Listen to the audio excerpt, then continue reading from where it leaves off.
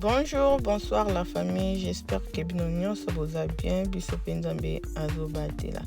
Voilà la famille, lelo na yeli bino recette ya makolo ya soso simple et facile ya ko réaliser. Awa toza na assaisonnement na biso ya blessing flavor ya soso. Numéro eza likolo ya écran wana o contacter biso pona ko passer ba commande na bino. Tozo poster partout tozo tinda. Voilà.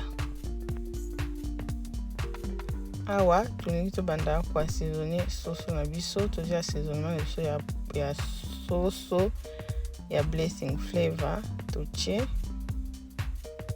otia selon quantité ya soso na yo. Voilà.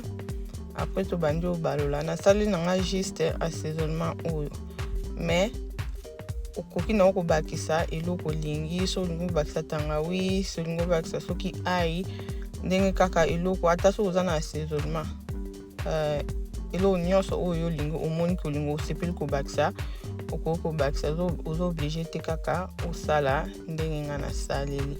Voilà, wana tozotia bongo tozobalola mpona assaisonnement ekota bien na kati ya soso na biso nde deja nalobaki numéro yango wana soki olingi mpona kopase commande. E totikaki soso na biso epemaki okotika yango 1 heure 2 heures 3 heures ka ndenge olingi. Voilà, totikaki yango epema. Awa toye sikoyo tozobalola soso na biso po epemi deja.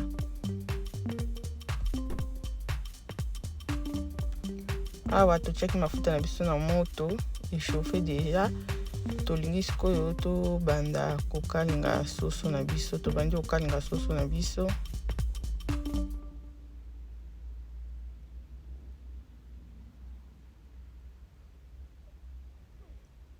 Voilà, awa toye mpona tobalola soso na biso.